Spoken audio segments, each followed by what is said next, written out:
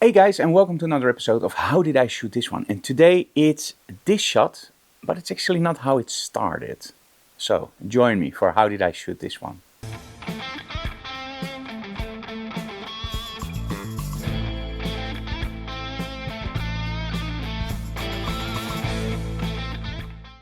Now, when you talk to, let's say, 100 photographers and you ask them, what is the biggest problem in photography? So, what is the thing that you struggle with? A lot of those questions will boil down to, I don't have the equipment. And that's something that isn't 100% true because you can take great shots with your iPhone, for example. The other thing that is actually a problem is how to work with reflections. Now, in photography, there are certain rules, like, for example, your circle of confusion, what is sharp and what is unsharp. But that's something that you can see in your image very easily, right? Something is sharp and something is not sharp, and there's an area in between where you go like, is this sharp or not sharp? The circle of confusion. Now, we also have something called the inverse square law, light falls off over the distance. And this is also something that's easily seen in a shot. For example, you place your model very close to the backdrop and you have light on your backdrop. You move your model away from the backdrop and of course your light, and you have less light on your backdrop, hence the inverse square law, light falls off over the distance. There's, however, one other rule that somehow a lot of photographers struggle with, and I did too when I started out, and that's the angle of incidence is the angle of reflection, or the angle of reflection is the angle of incidence. I always mess those up, and in essence, it doesn't really matter in which order you tell them, because the idea is exactly the same. One of the things that we experience as photographers a lot is, of course, people with glasses. So how do you shoot somebody with glasses? Now, with these setups, we're not using professional lighting. I'm just using some LED lights over here, so you see some shadows here. But when you take a photo of somebody with glasses and it's for a commercial shot, you of course want to make sure that the reflections are exactly where you want them to be. So not in the glasses, but maybe just a little bit on top here. And that's the angle of incidence, is the angle of reflection. Now, in the workshops, I often call it out as the Dexter-technology. So what is the Dexter-technology? Now, if you don't know, Dexter is a TV series very popular about a serial killer that also works as a blood spatter specialist. And when he comes into a room, he immediately knows, like, okay, this was a sharp object, this was dragged over. How does he know this? Because he looks at the lines in the scene, right? So you see blood over there, you see something there, so it has to be like that. With photography, somehow we don't get it at first, and it happened to me too. You just don't see it. But in essence, the first thing that you have to realize, everything that you see through the viewfinder is also what you see in the final image. So making a shot like this and then, okay, that's great, and now picking up your camera is not very smart. The best way is actually to look through the viewfinder, look at your scene. Is there anything reflecting? No, there isn't. Okay, now I can take the shot. This is also why a lot of film producers actually walk around with that lens, because they want to see how does it look through the lens. Because our eyes are multifocal. That means that we can zoom in, but we can also zoom out. A lens is, unless of course you're using a zoom lens, but a lens is normally fixed. So it's one look and that's it. So also when we take a portrait, we choose, for example, 70mm, 50mm or 200mm. Doesn't matter, but we choose one area of view.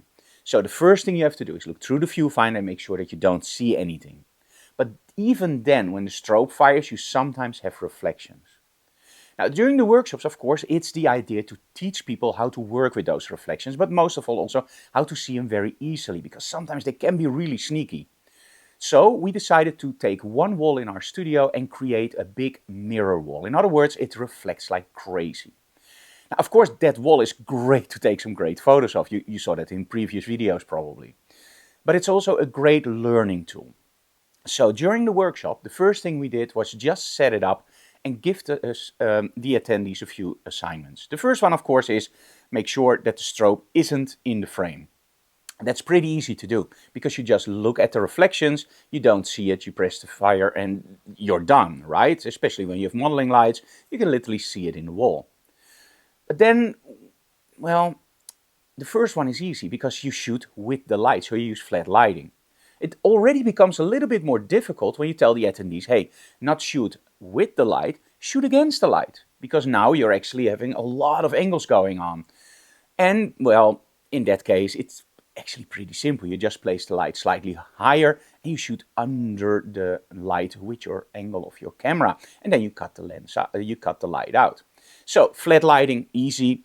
High contrast lighting, a little bit harder, but not that hard. And I love to make it a little bit more harder for the students, but I also love to show you stuff that normally you think it's not possible. Like for example, place your model against the wall and create a halo around her. That's something against a normal backdrop. A lot of people go like, yeah, but I need a strobe behind my model. No, you don't. The trick is aim your light, and if your model is straight against the backdrop, the light will of course hit the face, but also light the backdrop. And now you probably also know why I love using grids, because grids make sure that you focus that light. If you take the grid off, it spreads out, but also the corners of the light will of course be a little bit softer. So when you create those nice high contrast images, having a grid in your light shaper actually helps to define the sides of that light and create a nicer, more snappy image. But how do you create that light right behind your model with a reflective backdrop? Well, look at this image. As you can see, it's actually pretty simple. What you do is you place your light behind you as a photographer and you just move around and you make sure that you have it right behind your model, and then you just press the shutter button. Now you might wonder like, hey Frank, what I saw at this moment doesn't exactly look like the shot you saw. How did I shoot this one? So where are we going with this? Well, the thing is, when you understand how reflections work, you actually can take them out or you can put them in. And this is the thing that I found with a lot of attendees at the workshops that they miss. They are very interested in the creative lighting setup, so they want to create big sets, they want to create lens flares, they want to create smoke. But as soon as I say, okay, first go to the workshop essential lighting techniques, they go like, yeah, but I already know the basics. But if you know the basics, you also know how to work all the creative stuff. The creative stuff is more the thought process. You don't want to think about technique if you want to do the creative stuff. And there's a great book out there, it's called Light Science Magic. It's an old book, it's expensive, but it's one of the best books you can buy when you want to know everything about how color works, how lighting works, but most of all the tricks. It's very rough material to get through, trust me, but it's so worth it. So, the first part of the workshop was just one light source. Aim it at the model, aim it from the side of the model, and make sure that you have that halo behind your model. So now they learned a few tricks. One, flat lighting without reflections, easy. High contrast lighting without reflection, a little bit harder, but still pretty easy. And create light exactly where you want it behind your model. That's a little bit more tricky. And I want to give you one more advice about that light behind your model. When you start with a lighting setup, always make sure that you know exactly what you're going to do. So if you know you want your light behind your model, don't start out with a normal stand with your strobe on it aimed straight at your model. For the very simple reason, where do you leave your camera, right? So even if you want to do a lot of different shoots, and you know at one point I'm going to have that light straight on my model and I want to shoot it straight on, for example, use a boom stand. Now, what is a boom stand? A boom stand is one where you can place the stand here, you have one arm, and your strobe hangs here. So now you can just shoot under the same angle without having the stand in front of your camera. So that saves you a lot of problems, and it's also cool to get your strobes in locations where you normally can't. So the first three setups were actually getting control over your lighting and the reflections. The real setup, that's the one where we start to be a little bit more creative. For this setup, I'm using a strip light as my main light source, and I'm using a few gelled strobes, in this case, for example, two, a red one and a blue one, and we're not aiming them straight at our model or at the backdrop. We're actually bouncing them towards, I don't know how to call it. It's like all these kinds of small mirrors in tiles, and you can buy them online at Amazon or AliExpress or Temu, wherever you want to buy them. You just connect them together, and for me, it's a great way to shoot. You can use it as a backdrop, you can shine lights on it, or you can bounce on it, or you can use lights behind it. We did some videos about that too. So let's take a look at one of those shots from the same workshop, by the way. And here we're actually using it with two strobes behind the material and one strobe in front to light our model. Great lens flares, and it's just a great backup for example, an artist. It always gives me that K-pop vibes, or the 80s or 90s, 2000s Madonna, Tiffany, you all know him if you're my age. So really nice backdrop. But in this case, we started out with just aiming some strobes at our reflective backdrop. Now that's cool because now you spread out the light over the backdrop, but you also have some infection on your model. It's very hard to control it. And at one point you go like, okay, it's cool, but it doesn't give me the total washed with color look. And that's when you start to think like, okay, so we have this reflective backdrop. We're aiming strobes straight at the backdrop, so they should feather out a little bit. But because your model is also against the backdrop, you can't get away with it. You just are gonna hit your model with those colors on full blast. If you don't want that, always think about what you learned in the first part of the workshop. Control your reflections, control your scene. So that's when we started actually with aiming the strobes not towards the backdrop and bouncing them, but aiming them towards the camera. That's where we placed that big material that was shiny with all the mirrors, and then we aimed it at that mirror surface and then bounced it back on our model. There's one thing that I have to tell you that's also very important. When I started out with this, I showed the students like, hey, this is the idea that we have. We have only one problem. We still see a lot of the studio and we only see that backdrop really small. So we want to make sure that it fits the whole backdrop, including our model. So the reflection has to be totally filling the frame, right? And it's not a big backdrop. So how do we do something like that? And that's where the second part comes in. That's very important about understanding how your camera works. And that's your field of view. Now we all know when we shoot with a wide angle lens, it distorts and it makes everything really wide. And the longer the lens becomes, the more we are actually squeezing that field of view. So that means that we're actually fitting everything together on a smaller set. Think about jumping models. If you start with the jumping model in a smaller studio, you probably know the problem, right? The hands will go out of the frame and it doesn't look right. As soon as you have a large studio, you can use the same paper and now you can make your model jump wide out and see, it doesn't hit the sides of the paper. So how is that possible? Very simple. In the smaller studio, you stand closer by, so you use a wide angle. In the larger studio, you go further away and you angle your lens like this. So now the whole model, including the backdrop, will fit. And that's the same trick we're doing here. Because the reflective backdrop isn't that large, we have to make sure that we compress the scene. So place that backdrop a little bit closer to the model, also nicer for that bouncing of the light, and make sure that instead of shooting, for example, on 50mm, you move all the way to the back and you shoot it on 70 or 100 or maybe 200mm. That way you compress the scene and now the backdrop really nicely fits in. So when you look at an image like this, it might look very simple or it might look very complex. The reality is, if you think it's simple, don't. It's actually pretty complex because you have to make sure that all those angles are right. All those angles are exactly where you want them to be, because otherwise you have reflections that you don't want in that image.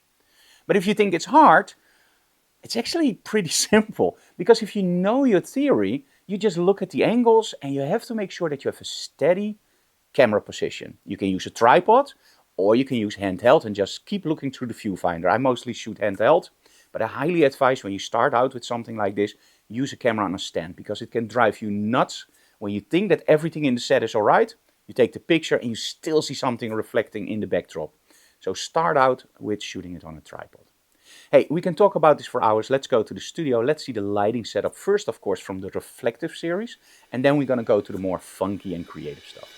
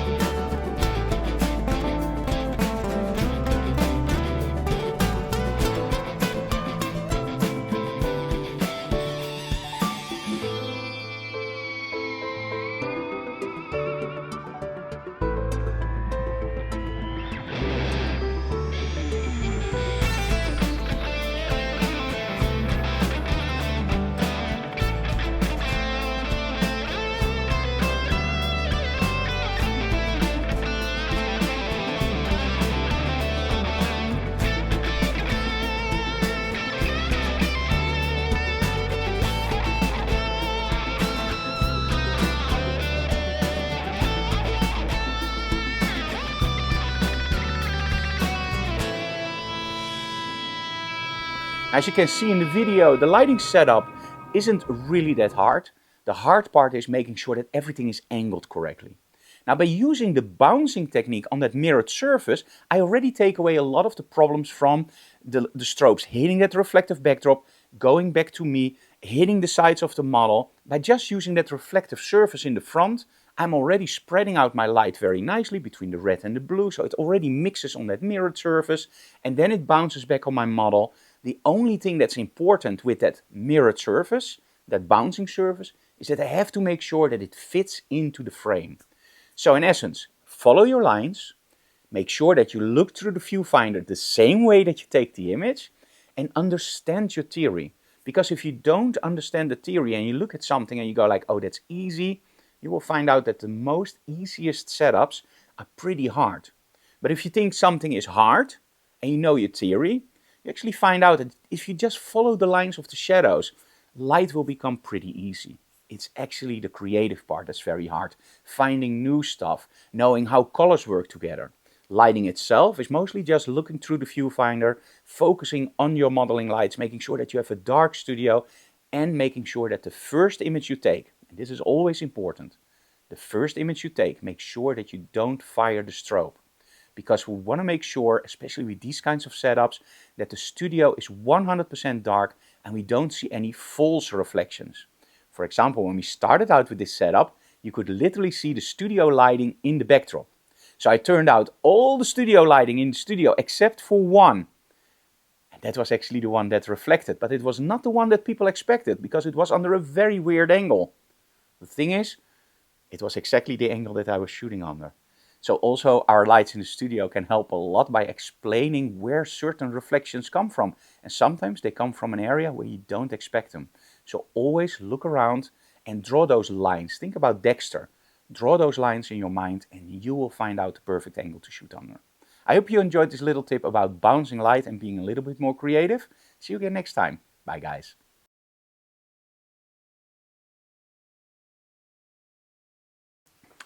Hey guys, Frank here. Sorry, but I see that a lot of you guys like our videos, but you're not subscribed. So please subscribe to our channel, tell other people about our channel so we can grow, and of course hit the bell notification button so when we upload something new, you get a message so you don't miss anything.